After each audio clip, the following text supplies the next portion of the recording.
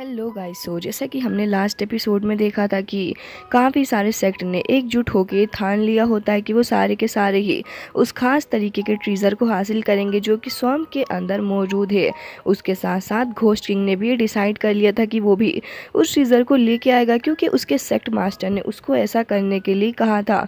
फिलहाल इस एपिसोड की स्टार्ट होती है एंड हम देखते हैं कि चैंग शेंग फेंग के लीडर ने डिसाइड कर लिया था कि वो भी उस ट्रीज़र को अपने डिसाइबल के थ्रू हासिल करेंगे और फिर उसके बाद वो पास्ट की कुछ बातों को याद करने लग गए थे क्योंकि जब वॉर छिड़ी थी तो फिर एल्डर दाओ ने काफ़ी ज़्यादा नुकसान किया था। उसके साथ साथ उन्होंने जब जुआन शियान सोर्ड को अपने हाथ में लेके इतने बुरे तरीके से डिस्ट्रक्शन करना स्टार्ट करा था तो उसकी वजह से काफ़ी सारे खास लोगों की जान जा चुकी थी। लेकिन उसके साथ साथ कुछ ऐसे लोग भी थे जो कि उस जगह से इस्केप करने में कामयाब हो चुके थे, जिसकी वजह से अब फिलहाल प्रेजेंट में लीडर बैठे हुए होते हैं और वो यही कह रहे थे कि मुझे अपने सेक्ट को प्रोटेक्ट करने के लिए काफ़ी कुछ करना पड़ेगा क्योंकि हमारा सेक्ट अब एनिमीज से भरा पड़ा है एंड कुछ नहीं पता कि कब किस मोमेंट के अंदर ये सारे के सारे लोग हमारे ऊपर हमला कर दें।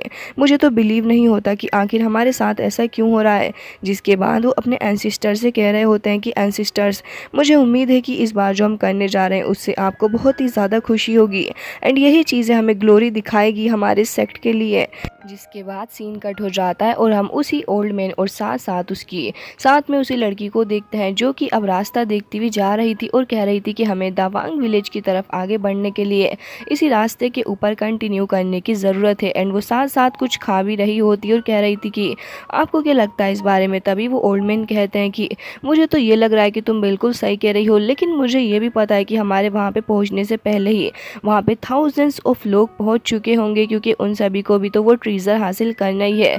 एंड जहाँ तक मैं समझता हूँ ये जगह अपने आप में इतनी ज़्यादा खतरनाक है कि कोई भी अच्छे से अच्छा सेक्ट यहाँ पे ज़्यादा देर तक नहीं टिक पाएगा और अब चाहे जो भी यहाँ पे आ जाए मुझे लगता है कि वॉर तो अब एक बहुत ही ज़्यादा एक्सट्रीम लेवल पे जाएगी। तभी हम देखते हैं वहाँ पे फेंगशियान वैली के लोगों को जो कि अब वॉर के अंदर पार्ट ले रहे होते हैं। लेकिन यहाँ पे हमें पता चलता है कि फेंगशियान वैली के लोगों का भी सामना करना बहुत ही ज़्यादा मुश्किल था, लेकिन यहाँ पे उनका सामना हो जाता है घोस्ट किंग के लोगों के साथ में। अब घोस्ट किंग के लोग तो अपने आप में इतने ज़्यादा पावरफुल हैं कि उनका सामना करना फेंगशियान वैली के लोगों के लिए बहुत ही ज़्यादा टफ हो रहा था, बल्कि वो सारे के सारे लोग बहुत ही स्ट्रगल भी करने लग जाते हैं। तभी हम देखते हैं कि फेंगशियान वैली के कुछ लोगों को बहुत ज़्यादा तकलीफ हो रही थी, लेकिन सडनली यहाँ पे कुछ ऐसा होता है जो कि बहुत ही ज़्यादा अनएक्सपेक्टेड था। तभी हम देखते हैं कि सडनली कोई उन लोगों के ऊपर बहुत ही बुरे तरीके से अटैक करने लग गया था, जिसकी वजह से फेंगशियान वैली के लोग तो हैरान ही थे। लेकिन साथ साथ वो लोग भी हैरान होते हैं कि आखिर कौन हमारे ऊपर सडनली अटैक कर रहा है, बल्कि उनकी हालत तो ख़राब हो जाती है क्योंकि एक तरफ तो स्काई की तरफ से उनके ऊपर हमला हो रहा था, दूसरी ओर ज़मीन में से भी काफ़ी सारी रूट्स निकल के आ रही होती हैं उनके ऊपर अटैक करने के लिए। तभी हम देखते हैं कि स्काई के अंदर से एक स्पिरिचुअल हैंड निकल के आता है जो कि बहुत ही बुरे तरीके से उन सभी को हर्ट करता है। और उसके बाद हम देखते हैं कि यहाँ पे ये सारे के सारे लोग समझ चुके थे कि अब फेंगशियान वैली का मुकाबला ये लोग तो एक साथ मिलकर नहीं कर पाएंगे, इसलिए तुरंत ही वो लोग वहाँ से भाग जाते हैं। तभी हम देखते हैं कि यहाँ पे तियानयिन टेम्पल के लोग आ चुके थे जो कि इन सभी को बहुत बुरे तरीके से मारने के बाद काफ़ी ज़्यादा कॉन्फिडेंट होते हैं अपने ऊपर। एंड यहाँ पे फेंगशियान वैली के लोग भी उन्हें थैंक्स कह रहे थे। तभी हम देखते हैं कि यहाँ पे किन्यून सेक्ट के लोग भी आ जाते हैं एंड यहाँ पे वो बंदा जिसका नाम लियू मेंग था वो भी आगे काफ़ी ज़्यादा खुश हो रहा था और कह रहा था तियानयिन टेम्पल के लोग वाकई में बहुत ही ज़्यादा महान हैं। तभी वो मोंक उसे कह रहा था कि ऐसा कुछ भी नहीं है, मुझे उम्मीद है कि तुम दोनों ठीक होंगे। जिसके बाद फेंगशियान वैली के वो दोनों ही पर्सन कह रहे होते हैं कि हाँ हम तो बिल्कुल ही ठीक है। जिसके बाद वो बंदा जिसका नाम श्याओ था वो कह रहा होता है कि हमें अब जल्द से जल्द यहाँ से निकलना होगा क्योंकि अब लोगों की तादाद यहाँ पे बढ़ती जा रही है। जिसके बाद वो तुरंत ही वहाँ से निकलने लग जाता है। तो हम देखते हैं कि लियू मेंग एंड तियानयिन टेम्पल के मोंग भी एक दूसरे को इशारा करते हैं उस जगह से निकलने के लिए एंड फिर वो ऐसा करते भी हैं। वो सारे के सारे अब जमा होकर निकल चुके थे। अब सीन वापस सिटी में ही शिफ्ट होता है जहाँ पे हम देखते हैं उसी पर्सन को जिसका नाम जाओ यून होता है। वो फिलहाल सिटी के अंदर ही टहल रहा था जहाँ पे कुछ लोग आपस में बातें कर रहे होते हैं, कह रहे होते हैं कि वाकई में वो बंदा जो कि जिसका नाम घोस्ट किंग है वो बहुत ही ज़्यादा पावरफुल है। तभी वो सुनता है कि यहाँ पे वो एल्डरमैन खड़े हुए सभी को बता रहे होते हैं उनके फ्यूचर एंड पास्ट के बारे में और कह रहे थे कि अगर आप हमारे पास आएंगे तो हम बहुत ही कम पैसों में आपके फ्यूचर को प्रिडिक्ट कर सकते हैं, प्लीज़ हमारे पास आइए। एंड हम देखते हैं कि उसके पास में जो लड़की मौजूद थी वो तो कुछ ज़्यादा ही बोर हो रही होती है। फिलहाल ओल्ड मैन को काफ़ी ज़्यादा ट्रस्ट था कि वो अब काफ़ी सारे लोगों को अपने चुंगल में फंसा सकते हैं, लेकिन कोई उनसे फ्यूचर दिखवाने के लिए आ ही नहीं रहा होता। फिलहाल तो जाओ यून भी इंटरेस्टेड होता है, लेकिन उसे भरोसा नहीं हो रहा था कि ऐसा कुछ हो भी सकता है। तभी वो लड़की उसकी तरफ को देख रही होती है बड़ी प्यार भरी नज़रों से कि काश ये बंदा तो आ ही जाए अपना फ्यूचर दिखवाने के लिए। लेकिन जाओ यून तो बहुत ही ज़्यादा गुस्से में था और कहता है कि मैं भला तुम्हारे ऊपर क्यों ही विश्वास करूँ, और तुरंत ही वहाँ से चला जाता है। तभी हम देखते हैं कि वो दोनों एक दूसरे को देखने लग गए थे और समझ रहे होते हैं कि आखिर ये पर्सन कौन है। लेकिन इतनी ही देर में हम देखते हैं कि यहाँ पे शेंग फेंग के लोग आ जाते हैं, जो कि कह रहे थे कि तुम लोग यहाँ से चुपचाप निकल जाओ। लेकिन यहाँ के कुछ लोगों को ये बात मंजूर नहीं होती, जिसकी वजह से वो तुरंत ही अटैक करने के लिए आगे बढ़ते हैं। लेकिन फिलहाल हम देखते हैं कि शेंग फेंग के लोग इतने ज़्यादा पावरफुल थे कि वो तो तुरंत ही अपनी पावर का इस्तेमाल करते हुए स्पिरिचुअल सोर्ड के थ्रू अटैक कर देते हैं, जिसकी वजह से वो लोग बहुत ही ज़्यादा घबरा चुके थे। तभी वो बंदा कहता है कि अगर तुम में से किसी को अपनी जान प्यारी नहीं है तो फिर मेरे सामने आ सकता है। अब बस उसका ही कहना था, और उसकी पावर्स भी इतनी ज़्यादा थी कि नॉर्मल लोगों को डरना तो लाजमी ही था, जिसकी वजह से वो सारे के सारे लोग वहाँ से भाग जाते हैं। और मैन और वो लड़की भी तुरंत ही अपने सामान का सफाया करने लग जाते हैं, और फिर उसके बाद वो तुरंत ही उस जगह से निकल के जाना चाह रहे थे। लेकिन तभी हम देखते हैं कि एक और ऑफिसर वहाँ पे आ जाता है, जो कि कह रहा था कि मुझे लगता है कि तुम्हें मेरा फ्यूचर भी बता देना चाहिए। तभी वो लड़की कहती है कि ऑफ कोर्स हम फ्यूचर प्रिडिक्ट करने में काफ़ी ज़्यादा एक्सपर्ट हैं, बताइए ज़रा आपको किस तरीके से आपका फ्यूचर देखना अच्छा लगे, आपका हाथ या फिर फोरहेड दोनों में से कोई भी चीज़ देख के आपका फ्यूचर बता सकती हूँ। लेकिन तभी हम देखते हैं कि पीछे से वो लोग आ जाते हैं, जो कि बहुत ही ज़्यादा गुस्से में थे और कह रहे होते हैं कि क्या तुम्हें सुनाई नहीं दिया कि हमने तुम्हें यहाँ से जाने के लिए कहा है। जिसकी वजह से हम देखते हैं कि किनरू को काफ़ी ज़्यादा गुस्सा आ जाता है। वो तुरंत ही एक ब्रश उठा लेता है और कह रहा था कि वैसे तो मैं स्वैम्प में जा रहा हूँ ट्रेजर हासिल करने के लिए, ज़रा मुझे बताओ कि वहाँ पे जाने के बाद क्या होगा। अब वो लोग तो बहुत ही ज़्यादा भड़क चुके होते हैं। वो तुरंत ही अपने आदमियों को आदेश दे देता है कि जाओ जाके इसे मार डालो। एंड हम देखते हैं कि यहाँ पे वो लड़की भी हैरान थी कि आखिर कितने ज़्यादा चिल होकर ये बंदा खड़ा हुआ है। जिसके बाद हम देखते हैं कि जैसे ही वो लोग उसके ऊपर अटैक करने के लिए आ रहे थे, वो तुरंत ही अपना ब्रश चला देता है पेपर के ऊपर। एंड हम देखते हैं कि जैसे जैसे वो ब्रश चलाता जा रहा था, ऐसा लग रहा था कि उसका अटैक उन सारे लोगों के ऊपर हो रहा है, क्योंकि वो सारे बहुत ही बुरे तरीके से गिर जाते हैं पीछे को जाके। और हम देखते हैं किंगरू को, जिसने पेज के ऊपर अपना नाम लिखा हुआ था और कह रहा था कि मेरा नाम किंगरू है, क्या तुम लोग अभी भी मुझसे फाइट करना चाहोगे। तभी हम देखते हैं कि वो सारे के सारे काफ़ी ज़्यादा डर चुके थे और तुरंत ही वहाँ से भाग जाते हैं। अब वो लड़की, जो कि फिलहाल उसी लेटर को देखने लग गई थी और कह रही थी कि वाकई में तुम तो बहुत ही ज़्यादा स्ट्रांग निकले, मानना पड़ेगा कि तुम जब वहाँ जाओगे तो काफ़ी कुछ कमाल करोगे। जिसके बाद वो तुरंत ही अपने पास से कुछ कॉइन्स को निकाल लेती है और फिर उन्हीं कॉइन्स को देखते हुए प्रिडिक्ट करने लग गई थी और कह रही थी कि मुझे लगता है कि तुम्हारा लक अच्छा है, सब में जाके तुम काफ़ी अच्छा करने वाले हो। तभी हम देखते हैं कि किनरू उसे थैंक्स करने लग गया था, तो एल्डरमैन कहते हैं कि बिल्कुल लाइए, अब हमें कॉइन्स दे दीजिए। जिसके बाद हम देखते हैं कि वो तुरंत ही एक पोटली दे देता है। जिसके बाद ओल्ड मैन कह रहा था कि ये तो वाकई में काफ़ी ज़्यादा दे दिए हैं आपने। तभी किनरू कहता है कि मुझे उम्मीद है कि आप भी हमारे साथ चलेंगी। तभी यहाँ पे वो शौक हो जाती है। एंड यहाँ पे ओल्ड मैन भी यही देख रहे थे कि आखिर किनरू क्या कहना चाह रहा है। तभी हम देखते हैं कि स्काई के अंदर ढेर सारे क्लाउड्स आ जाते हैं एंड ये काले बादल हर जगह ही छा चुके थे। तो यहाँ पे वो लड़की कहती है कि आप क्या चाहते हैं कि मैं आपके साथ चलूँ, लेकिन मुझे नहीं लगता कि मुझे आपके साथ जाना चाहिए। जिसके बाद हम देखते हैं कि तेज़ हवाएं चलने लग जाती हैं चारों ही तरफ और वो पेजेस भी वहाँ से उड़ने लग गए थे, तो वो तुरंत ही उनको पकड़ लेती है। लेकिन इतनी ही देर में हम देखते हैं कि वहाँ पे उन पेजेस को कोई और भी रोकता है एंड वो भी ब्रश उठा लेता है। फिलहाल तो ये पर्सन घोस्ट किंग ली ही होता है, जो कि पेज के ऊपर कुछ लिख देता है, जिसे देख के वो लड़की कह रही होती है कि क्या आप सच में चाहते हैं। तभी घोस्ट किंग कहता है कि ऑफ कोर्स मैं चाहता हूँ कि तुम मेरे साथ चलो। तभी वो कह रही होती है लेकिन आप ऐसा क्यों चाहते हैं। जिसके बाद हम देखते हैं कि किनरू कह रहा था कि मुझे लगता है कि घोस्ट किंग ने जो भी सोचा होगा वो अच्छा ही होगा। वैसे घोस्ट किंग, मुझे भी यही लगता है कि तुमने जो भी सोचा है वो बढ़िया है। एंड हम देखते हैं कि पीछे से उसने एक नाइफ भी होल्ड करके रखी हुई थी। जिसके बाद घोस्ट किंग उसे देख रहा था एंड इन दोनों को देख के ऐसा लग रहा है कि जैसे कि दोनों आपस में फाइट करने वाले हैं। वो लड़की तो टेबल के नीचे छिप जाती है और ओल्ड मैन वो अपना सामान लेके तुरंत से पहले वहाँ से निकलने की कोशिश कर रहे होते हैं। दोनों ही गुस्से से एक दूसरे को देख रहे थे एंड हम देखते हैं कि अपने अपने ऑरा को रिलीज भी करने लग पड़े होते हैं। तभी हम देखते हैं कि वहाँ पे एक स्टोन गिर जाता है, जिसकी वजह से ओल्ड मैन घबरा गया था और कह रहा था कि हमें माफ़ कर दो, हम तो बस यहाँ से जा ही रहे हैं, आप अपना कंटिन्यू रखो, ठीक है ना। जिसके बाद हम देखते हैं कि ये बादल सडनली ठीक होने लग गए थे, बल्कि वो जो काले काले बादल थे वो छट जाते हैं और उसके साथ हम देखते हैं पिंगर को भी, जो कि वहीं पे बैठी हुई थी, और ये दोनों भी तुरंत ही अपने ऑरा को ख़त्म करते हैं। जिसके बाद हम देखते हैं कि पिंगर तुरंत अपना कप रख के आगे बढ़ रही होती है। जिसके बाद किंगरू कहता है कि ब्रदर गूली, मुझे आपसे मिलके काफ़ी ज़्यादा खुशी हो रही है एंड यहाँ पे सिस्टर भी तो मौजूद है, मुझे नहीं पता था कि आज मेरा लक इतना ज़्यादा अच्छा निकलेगा। तभी यहाँ पे हम देखते हैं कि घोष किंग कहने लग गया था कि मुझे भी तुमसे मिलके काफ़ी खुशी हो रही है, मुझे उम्मीद है कि हमारे सेक्ट मास्टर ने जो भी फैसला लिया है वो सही ही होगा। जिसके बाद किंगरू भी कह रहा था कि ऑफकोर्स मुझे उम्मीद है कि उनका फैसला हमारे लिए बिल्कुल सही होगा। जिसके बाद किंगरू कहता है कि ठीक है ब्रदर, मुझे उम्मीद है कि हम लोग जल्दी मिलेंगे एंड हम देखते हैं कि वो तो तुरंत ही वहाँ से निकल जाता है। जिसके बाद घोष किंग कह रहा था कि वैसे तुम भी काफ़ी बड़ी हो चुकी हो। जिसके बाद वो भी ये कह के वहाँ से चला जाता है। अब उस बच्ची को तो कुछ भी नहीं समझ आ रहा था। जिसके बाद हम देखते हैं कि जाओ यून भी वहाँ पे आ जाता है और कह रहा था कि अच्छा तो तुम सच में फ्यूचर बता सकती हो, चलो तो फिर मेरे फ्यूचर के बारे में बताओ, नहीं तो मैं तुम्हें मारूंगा। जिसके बाद हम देखते हैं कि वो लिटिल मंकी भी वहीं पर आ जाता है और वो गुस्से से बहुत ही ज़्यादा बुरे तरीके से जाओ यून को देख रहा था, जैसे कि वो अगर इंसान होता तो उसकी जान ही ले लेता।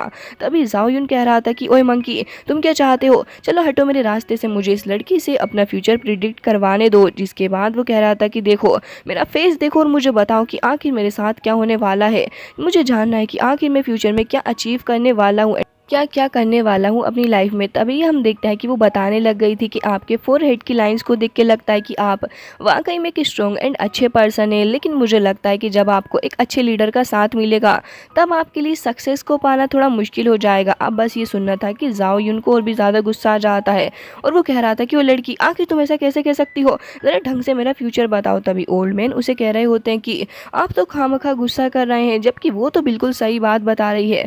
जाओ यून को गुस्सा आ जाता है और वो कह रहा था कि मैं अपना मास्टर खुद हूँ, तुम बस नॉनसेंस बातें कर रही हो, मैं तुम्हारी इन घटिया बातों को कभी भी नहीं मानने वाला।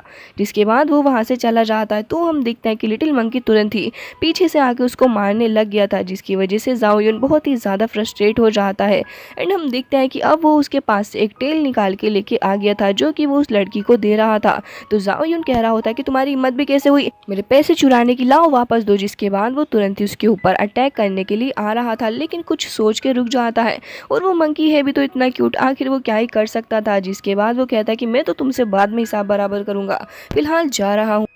जिसके बाद हम देखते हैं कि वो खुश होने लग गई थी और फिर मंकी की तारीफ करते हुए कहती है कि तुम्हारा बहुत बहुत शुक्रिया कि तुमने मेरी हेल्प की, लाओ मैं तुम्हें कुछ खाने के लिए दे देती हूँ।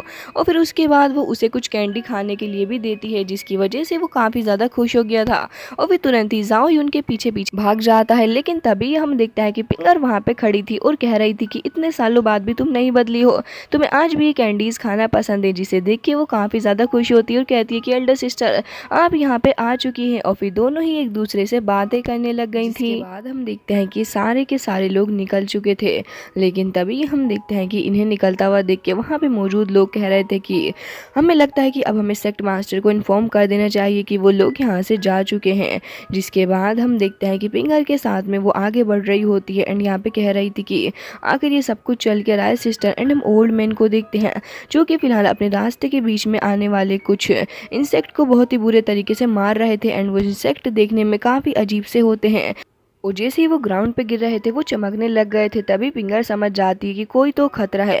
जिसके बाद वो तुरंत ही अपनी पावर का इस्तेमाल करते हुए वहाँ पे काफ़ी सारी स्पिरिचुअल पावर को थ्रो करती है, जिसकी वजह से हम देखते हैं कि यहाँ पे काफ़ी सारा डिस्ट्रक्शन हो गया था एंड एक ट्री भी कट जाती है उसकी पावर से। तभी ओल्ड मैन कह रहा था कि आखिर ये सब कुछ सडनली चल क्या रहा है, लेकिन तभी हम देखते हैं वान दू सेक्ट का यंग मास्टर आ गया था, जो कि फिलहाल पिंगर से ही मिलने के लिए आया था और कह रहा था कि कुछ दिन पहले मेरे एक डिसाइबल हुआन को तुम्हारे सेक्ट ने पॉइजन दे दिया था, क्या मैं उसकी एक्सप्लेनेशन तुमसे मांग सकता हूँ। तभी पिंगर कहती है कि तुम्हारा दिमाग खराब हो चुका है, हम लोग ऐसा कोई भी काम नहीं करते और अच्छा ही होगा कि तुम मेरे रास्ते में ना आओ। लेकिन तभी वो कह रहा था कि अगर तुम मुझे नहीं बताओगी तो फिर मुझे एक्शन लेना ही होगा। अपिनर के साथ में वो भी मौजूद होती है, तो इसलिए वो कह रही थी कि अच्छा तुम्हें एक्सप्लेनेशन चाहिए, ठीक है। तो फिर मैं तुम्हें एक्सप्लेनेशन दूंगी। तभी वो कह रहा था कि हाँ यही सही रहेगा इन दोनों के लिए भी। जिसके बाद पिंगर को देखते हैं जो कि फिलहाल उसी लड़की के पास में आ रही थी और उससे कह रही होती है कि देखो मैं बहुत ही जल्दी वापस आऊंगी, लेकिन तब तक के लिए तुम्हें अपना ध्यान रखना होगा, फिलहाल मैं यहाँ से जा रही हूँ। तभी हम देखते हैं कि वो तुरंत ही निकल जाती है वानडू सेक्ट के यंग मास्टर के साथ में। अब काफ़ी वक्त गुजर चुका था और हम देखते हैं कि रेन होना स्टार्ट हो गई थी, जिसकी वजह से इन दोनों को अपना सफ़र रास्ते में ही रोकना पड़ता है। एंड यहाँ पे ओल्ड मैन भी कह रहा था कि आखिर इतनी ज़्यादा रेन क्यों हो रही है। तभी हम देखते हैं कि वो छोटा बंदर तुरंत ही वहाँ पे आ जाता है और उसके बाद वो तुरंत ही उसको होल्ड करते हुए कहती है कि अरे तुम तो वापस आ गए हैं ना। एंड हम देखते हैं कि वो उसे रेन से भी बचाने लग गई थी। फिलहाल तो यहाँ पे जाओ यून भी आ जाता है और कहता है कि लिटिल गर्ल क्या तुम्हें अम्ब्रेला चाहिए। जिसके बाद वो इमेजिन करने लग जाता है कि अब ये लड़की उससे गिड़गिड़ाएगी कि भाई मुझे प्लीज़ अम्ब्रेला दे दो, मुझे इसकी बहुत ज़रूरत है, और वो उसे अम्ब्रेला नहीं देगा। लेकिन हम देखते हैं कि वो तो उसे तुरंत ही मना कर देती है और कहती है कि नहीं तुम इसे अपने लिए यूज़ कर लो। जिसकी वजह से जाओ यून के सपनों पे तो पानी फिरता ही है, लेकिन वो एक अच्छा इंसान था जिसकी वजह से उसे बुरा लग रहा था उस लड़की के लिए, और वो देख रहा होता है कि कैसे ये मंकी को बारिश से बचा रही है। जिसके बाद वो खुद को ध्यान दिलाता है और कह रहा था कि नहीं मैं एक बुरा इंसान हूँ, मैं इसकी मदद नहीं करूँगा। जिसके बाद वो कहने लग गई थी कि आप खुद से बातें भी करते हैं क्या। तभी यहाँ पे जाओ कहता है कि चुप हो जाओ तुम बस।